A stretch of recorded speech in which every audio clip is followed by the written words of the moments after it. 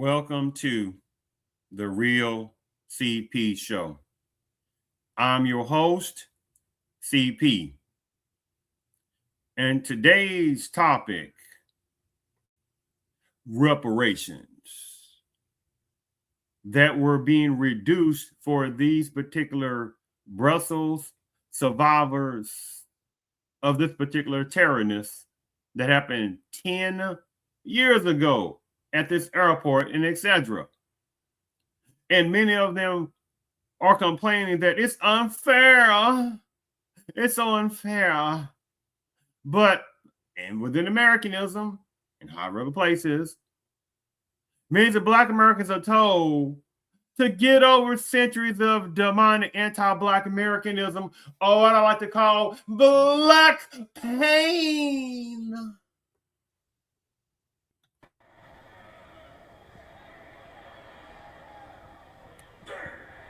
Yes. I know it's the ironicness of the insultingness to tell Black Americans by the millions to get over the past, when every day you got people making sure you better not forget about their past. You understand that? But they understand there's not enough Black Americans whatsoever, but a small percentage of exceptions that understand the game of this, right? You don't let somebody dictate what or how someone's past should be talked about. No other culture in America has had the disdainment at the level of demonicism, the level of vileness, the level of inhumane laws and policies toward their people, except Black Americans at that kind of level. Nobody else. Nobody. And still get no reparations and still get no anti-Black American hate crime law passed? What?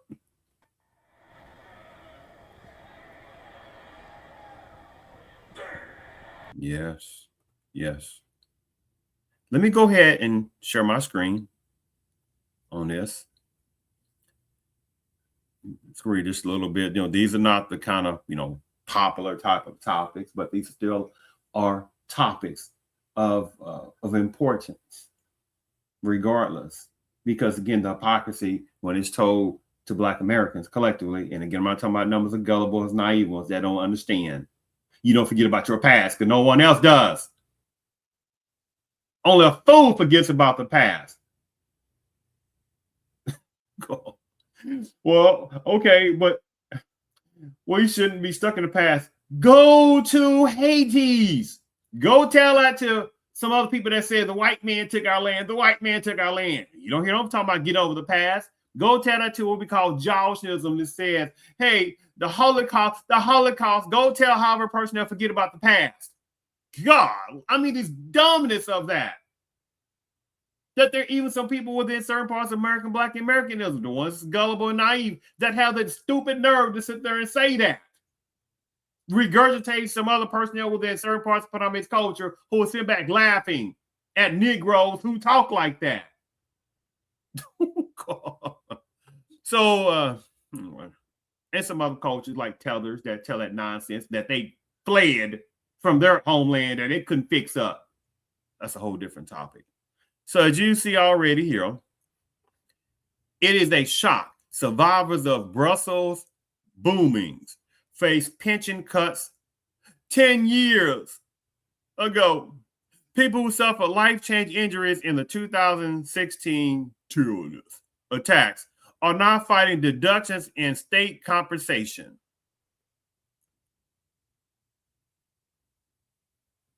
A decade after he suffered life-changing injuries in the terrorist attacks that hit Brussels airport and a metro station, this particular guy has been having sleepless nights, not only because the hellish time he lived through on 22 March 2016. Today is April 17th, 2026. That 10 years ago. 10 years ago from 2026 here. Last year, he says his monthly pension was drastically cut to recoup overpaid survivors' compensation. Benjamin, this particular person now 56, was standing 3 meters away from the second attacker at Zaventem Airport when the boom detonated. 3, should we say, personnel that were involved in these boomings unalive 32 people that day and left more than 320 people with the kinds of injuries doctors usually find in war zones. One moment, this particular guy was standing in the check-in area preparing to catch a flight to Tel Aviv. The next, he was thrown in the air and found himself lying on the ground in a pool of blood. Among the unalive and maimed, he lost his right leg and had 17 operations to save the left. His doctor told him it would take 3 or 4 years to walk again, but 3 months after the attack, he was standing up and starting exercises. I don't want to go into all that part. Go some other stuff. Hold on for a second. Right here.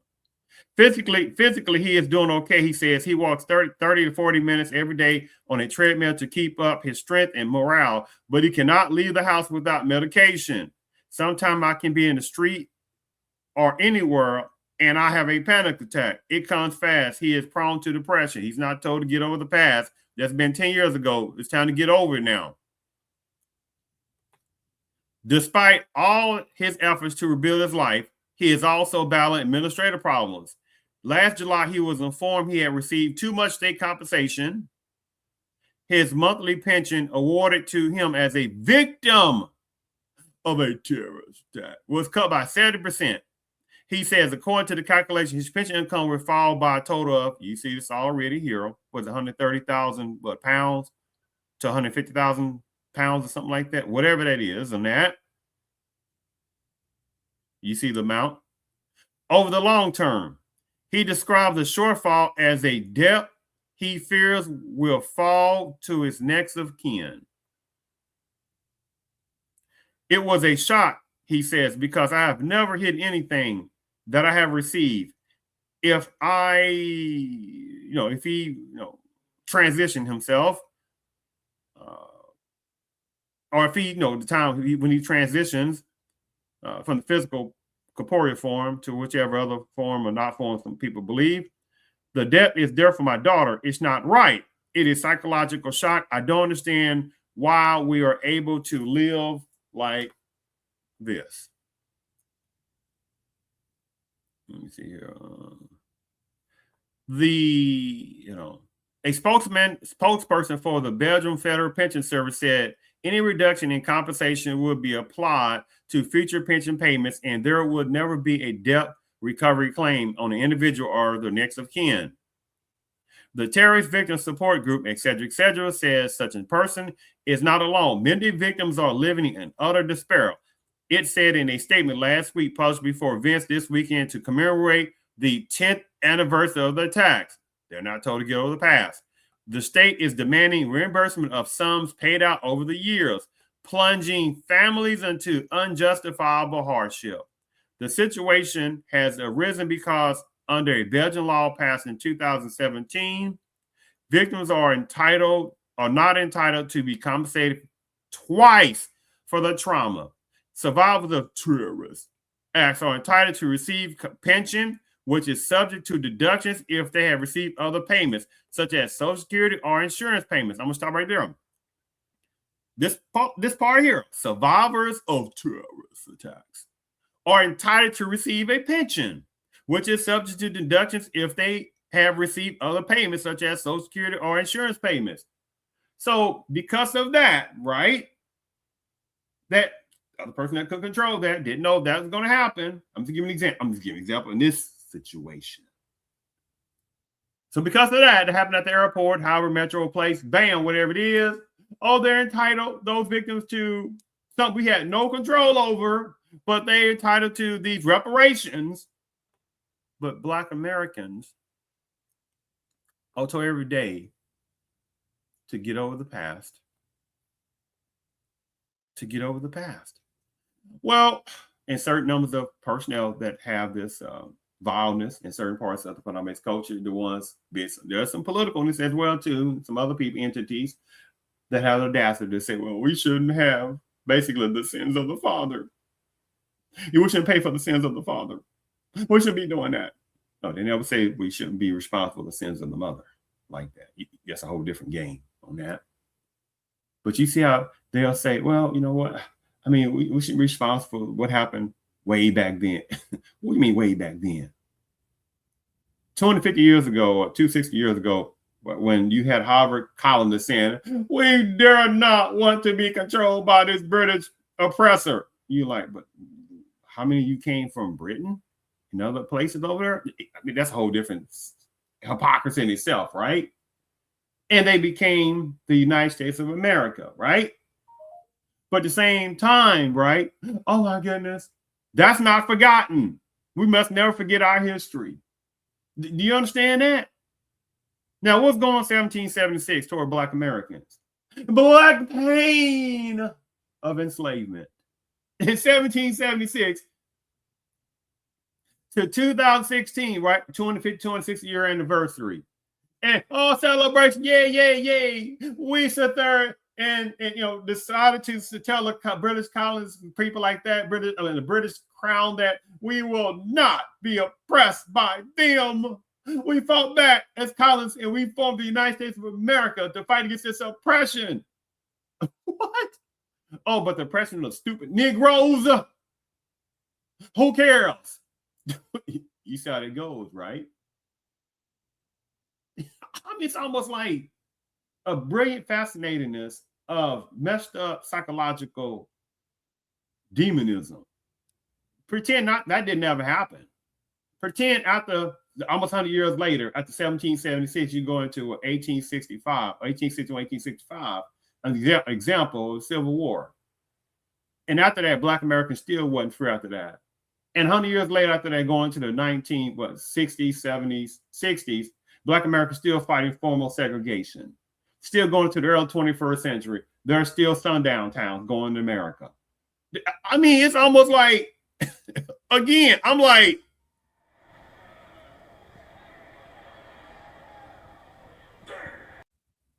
but they'll tell Black Americans to get over the past while still happening.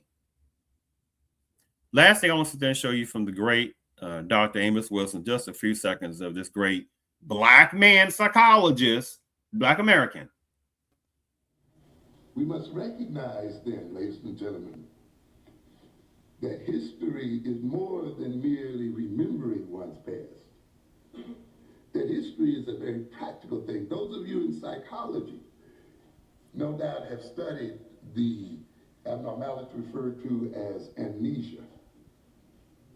And if you haven't, look it up and see the effects amnesia has on various patients. You think often that not knowing your history in no way harms you, but certainly does. As a matter of fact, you are more a victim of history by not knowing it than in knowing it. Mm, mm, mm.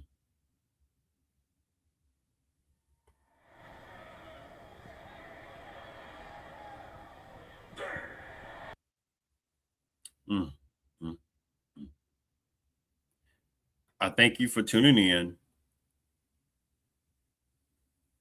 to the Real CP show.